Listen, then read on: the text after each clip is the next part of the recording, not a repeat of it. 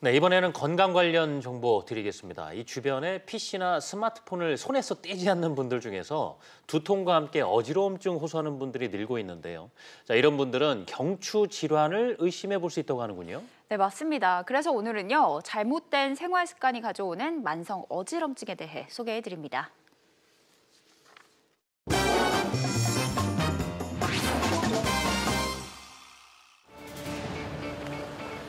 어느 날 갑자기 이유도 없이 찾아온 내 몸의 불청객 어지럼증. 아우 너무 어지러워요. 이 어지럼증이 심해지면은요, 그냥 온 세상이 빙글빙글 돌아요.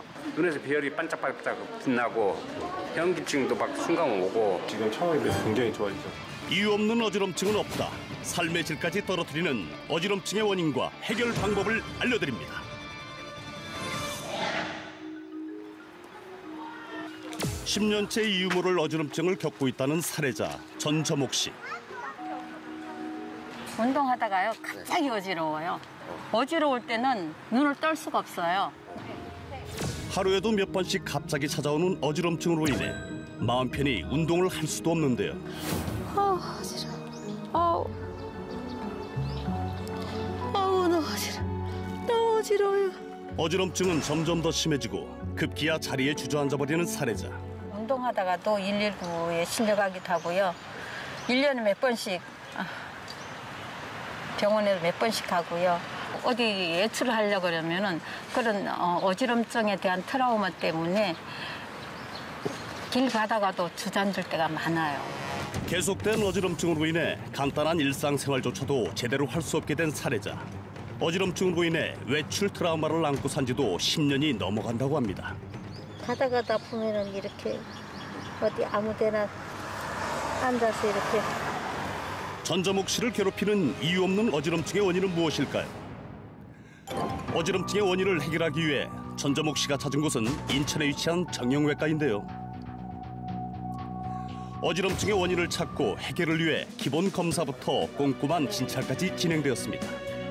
뼈 자체가 앞으로 좀 튀어나오고 그리고 이런 디스크의 간격 자체가 좁아져 있는 걸 볼 수가 있어요. 이렇게 좁아져 있으면 우리가 뒤쪽으로 디스크가 튀어나와서 신경을 뒤쪽으로 누를 수가 있습니다. 경추 쪽에서 머리 쪽으로 영향을 미쳐가지고 어지러움증을 발생할 수 있다고 되어 있어요. 경추 때문에 제가 머리 어지러웠던 건가요? 경추신경 어지럼증 같은 경우에는 진단이 굉장히 어려운데요. 진단이 어려운 이유가 다른 질환을 모두 다 배제를 하고 나서 진단하는 걸로 되어 있습니다. 목의 각도가 좀 나오지 않는다. 그리고 엑스레이에서 이런 부분과 관계가 있다. 그리고 조금 뭐 팔의 근력이 떨어져 있다든지 이런 디스크 증상과 관계가 있다. 이럴 때는 저희가 생각을 해볼 수가 있습니다. 사례자가 겪고 있는 경추신경 어지럼증은 하이드로 다이섹션을 통해 신경의 병변이 있는 부분을 초음파로 찾아서 정확한 위치에 약물을 주입하여 원인과 증상을 동시에 치료하는 치료법이 진행됐습니다. 고개를 돌릴 때 이런 어지럼증이 발생을 한다 그러면은 경추에서 위쪽으로 올라가는 혈류에 문제가 생겨서 이제 발생을 한다고 생각할 수 있습니다. 그래서 고개를 한쪽으로 돌린 다음에 어지럼증이 발생한다, 혹은 눈이 좀 잘 안 보인다, 귀가 잘 안 들린다, 이런 것도 의심이 되고요. 두통과 많이 동반이 되기 때문에 이런 두통과 그 다음에 이 눈까지 같이 아픈 때도 우리가 생각을 할 수가 있습니다. 그리고 앞에서 이제 신경이 눌리면서 약간 좀 소화가 안 된다든지, 약간 토한다든지, 미식겁다든지 이런 것도 우리가 생각을 해볼 수가 있습니다. 또 다른 사례자, 20년째 어지럼증을 앓다가 최근 들어 치료를 시작한 정병남 씨를 만났습니다. 눈에서 비열이 반짝반짝 빛나고 현기증도 막 순간 오고, 지금 이제 그 어지른 것도 많이 잡아주고 현기증도 없어지고, 일단 눈에서 별이 안 보이니까 좋더라고요. 20년 동안이나 정병남 씨를 힘들게 했던 어지럼증의 원인 역시 경추였다고 하는데요. 꾸준한 경추 치료로 인해 현재는 어지럼증이 많이 호전된 상태라고 합니다. 자, 다시 한번 체크를 해볼게요. 그대로 시선은 저를 보시고요. 눈은 저를 보고 고개만 돌립니다. 그래도 아직은 경추신경으로 인한 안구에 문제가 있어 꾸준한 치료가 필요하다고 합니다. 우리 경추신경으로 통해서 어지러움 같은 경우에는 횡으로 튀게 되는 게 특징이에요. 이쪽으로 돌렸을 때는 이쪽으로 튀고, 이쪽으로 돌렸을 때는 이쪽으로 튀고, 고개를 돌릴 때마다 좌우가 바뀌게 되면 그런 경우에는 경추신경성을 좀 의심을 한번 해봐야 됩니다. 경추신경으로 인한 안구의 불안정한 움직임과 정상 안구의 움직임의 차이 보이시나요? 경추가 보내는 내 몸의 이상 신호, 어지럼증을 방치하지 마시고 증상에 맞는 치료 방법을 찾는 게 건강을 지키는 첫 걸음입니다.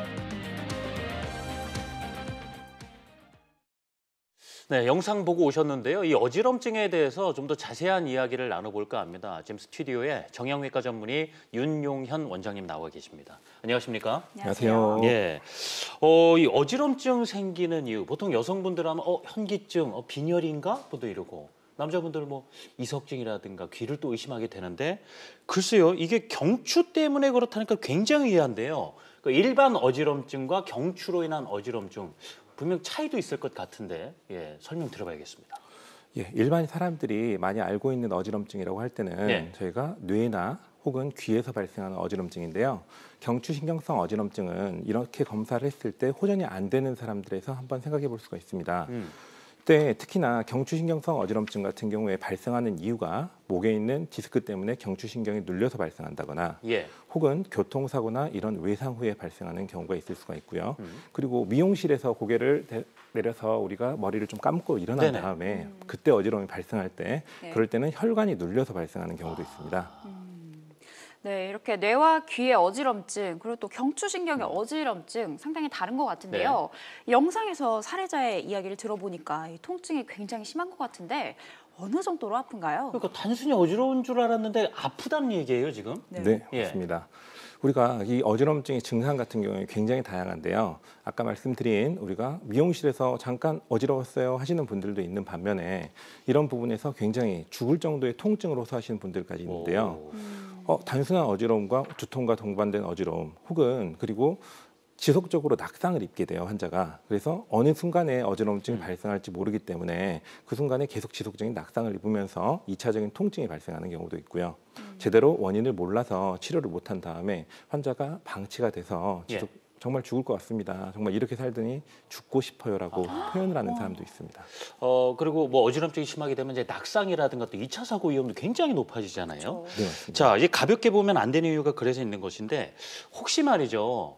이 경추신경으로 된 어지럼증 증상들이 어떤 것들이 있을까? 왜냐면 우리나라 분들이 이렇게 자가 진단을 먼저 좀 하고 싶어 하신단 말이죠. 혹시 구분이 될까요?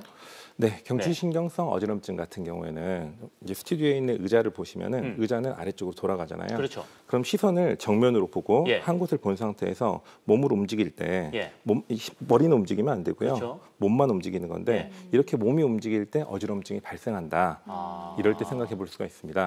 두 번째로는 두통과 동반된 어지럼증인데요. 두통에도 종류가 굉장히 많은데 그중에서 한쪽에 동반된 편두통과 동반된 어지럼증에 대해서 생각해 볼 수가 있습니다. 세 번째는 우리가 외상 후에 발생하는 어지럼증인데요. 이런 외상 후에 발생하는 어지럼증 같은 경우에는 교통사고인데 굉장히 경미하게 다쳤어요. 뒤에서 후방추돌 이후에 뭔가 좀 어지럽고 뭐 CT를 찍었는데 아무것도 안 나오고요. 이럴 때는 우리가 한 번 정도 생각을 해볼 수가 있습니다.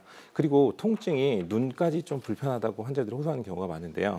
이때 우리가 안구의 움직임에도 좀 이상이 생길 수 있고 통증이 선생님 여기까지 아파요라고 호소를 하시는 분들도 많습니다. 네, 굉장히 좋은 정보네요. 이렇게 자가 진단을 해보는 것도 좋겠지만 증상이 있다면 병원에 가서 진단을 받아보는 것도 중요할 것 같은데요. 그렇죠? 네, 근데 이 어지럼증을 미리 예방하는 방법도 있을까요?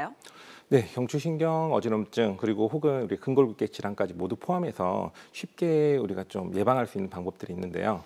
첫 번째 방법으로 생각해 볼 수 있는 거는 이런 어지럼증이 왜 발생했나부터 이제 생각을 하는데요. 스마트폰 사용과 그리고 우리가 컴퓨터를 사용하는 그런 생활이 지속되면서 이런 근육의 피로도가 높아지고 인대나 관절이 망가지게 되면서 발생을 하게 됩니다. 그래서 우리가 1시간 정도 작업을 한다고 했을 때는 한 1분 정도 혹은 30초 정도 자세를 바꿔주고 그렇게 생활하면서 하는 방법이 있고요. 두 번째로 사실 이런 게 쉽진 않잖아요. 일상적으로 쉽진 않으니 저녁에 우리가 침대에서 어깨 높이까지 기대고 그다음에 머리를 떨어뜨려서 내 머리에 무게를 이용해서 스트레칭을 하는 방법이 있을 수 있습니다. 침대 밖으로 머리를 좀 노출되게 해서 자연스럽게 늘어뜨리는 걸 말씀하시는 거군요. 맞습니다. 늘어뜨리는 것? 네, 맞습니다. 주의점은 없어요? 그때 어지럼증이 발생하시는 분들이 예. 있는데요. 그때는 그냥 바로 병원 가셔가지고 평가하는 게 필요합니다. 알겠습니다. 그리고요. 예, 두 번째로는 우리가 바른 자세인데요. 정말 너무나 많은 자료가 있고 너무 많은 사람들이 물어보시는 건데 가장 쉬운 원칙부터 말씀드리자면 의자에 앉을 때 엉덩이를 끝까지 넣어서 앉고 두 번째는 우리가 팔걸이가 있는 의자에 앉는 게 좋습니다. 팔걸이가 없는 의자 같은 경우에는 내 몸의 무게 때문에 경추에 무게가 실려서 자세가 이렇게 망가지게 되죠. 네. 근데 팔걸이가 있는 의자 같은 경우에는 우리가 컴퓨터를 사용하거나 어떻게 됐을 때 목에 가는 로딩을 좀 줄일 수가 있습니다. 네. 네. 그 뭐 근력 강화 운동도 말씀이 나오는데 네. 근력을 어떻게 강화하는 게 좋다는 건가요? 근력은 이제 네. 좀 어려운 얘기긴 한데요. 그냥 쉽게 이야기 드려서 가장 이제 환자를 대상으로 했을 때는 우리가 등척성 강화 운동이라 그래서 내 몸이 실제로 움직이지 않는 상태에서 근력을 강화하는 방법이에요. 그래서 우리가 내 손을 머리에다 댄 다음에 앞으로 밀어주는 운동, 그 다음에 바깥쪽으로 대고 나서 밀어주는 운동, 예. 각 방향에 따라서 4가지에서 6가지 운동을 통해서 그런 근력을 강화해 줄 수 있습니다. 네, 이 알려주신 방법들이 일상 속에서도 쉽게 할 수 있는 방법들이라서 잘 기억해두면 좋을 것 같은데요. 아까 영상에서 보니까 이 경추와 함께 목과 안구 쪽을 자세하게 보시던데 이게 연관이 있는 건가요? 네, 경추신경성 어지럼증과 안구와의 관계는 이제 굉장히 중요한데요. 특히 뇌 쪽에 문제가 있어서 생기는 안구 진탕증 같은 경우에는 네. 그 방향만 가지고도 우리가 진단을 한다고 하고요. 그리고 경추신경과 연관된 경우에는 횡으로 튀게 되고요. 그리고 고개를 좌에서 우로, 우에서 좌로 바뀔 때 눈알이 튀는 방향이 좀 바뀌게 됩니다. 알겠습니다. 지금 예방법 관련해서 뭐 스트레칭, 근력 강화 이런 분도 말씀 주셨고요. 저희가 아까 말씀 나눌 때 충분한 또 영양 섭취를 해라 이런 말씀도 주셨거든요. 네. 어떤 식의 영양 섭취를 말씀하시는 건가요? 자, 우리가 이제 예. 가장 흔히 결핍될 수 있는 영양소가 이제 비타민 C와 D가 되는데요. 네. 이제 비타민 C 같은 경우에는 특히나 우리 몸에서 재생을 하고 또 피로도를 낮춰주는 역할을 합니다. 그래서 근본적인 치료를 할 때 우리가 근육과 인대에 손상된 부분을 재생하기 위해서 네. 콜라겐이라는 성분이 아하. 필요한데요. 이 콜라겐 성분의 합성에 필요한 게 비타민 C가 됩니다. 그리고 비타민 D 같은 경우에는 우리 몸에서 골다공증이나 그 다음에 골연화증을 예방하는 치료로 쓰이고요. 네. 그리고 그 다음에 이런 것들이 코로나 바이러스 예방까지 어느 정도 도움이 됩니다. 비타민 C 힘이 막강하군요. 예. 자, 이제 마지막으로 질문 하나 또 드려보고 마무리 줘야 되겠습니다. 예. 네, 마지막으로요. 이미 발생한 경추신경 어지럼증 어떤 치료법들이 있는지 좀 알려주세요. 크게 우리가 치료를 하는 거는 주사 치료, 그 다음에 물리치료와 도수 치료, 그 다음에 뭐 근육 내 자극술 여러 가지 치료 방법이 있습니다. 네. 이런 치료는 우리가 중증도와 그리고 환자의 사회 경제적인 여건을 통해서 우리가 결정을 하게 되는데요. 일상생활이 안 됩니다. 이런 게 5년, 10년 됐습니다. 이런 분들 같은 경우에는 저희가 프롤루나 하이드로 다이섹션이라는 그런 치료를 통해서 일단 증상을 경감시켜주는 방법을 하고요. 네. 근데 환자가 좀 일상생활에서 약간 불편하긴 하지만 특별하게 뭐 이 정도면 견딜만 합니다라고 말을 하실 때는 저희가 도수치료나 뭐 충격파 치료나 이런 치료를 통해서 하게 됩니다. 세 번째로는 이제 좀 경제적으로 힘들고 네. 우리가 좀 잘 치료가 오랫동안 안 돼서 근육까지 망가진 경우에는 근육 내 자극술이라는 치료까지 할 수 있습니다. 그렇군요. 알겠습니다. 오늘 저희 어지럼증 중에서도요, 이 경추신경으로 인한 어지럼증에 대해서 좀 자세한 내용 알아봤습니다. 지금까지 전문의 윤효년 원장님의 말씀 들어봤습니다. 감사합니다. 고맙습니다.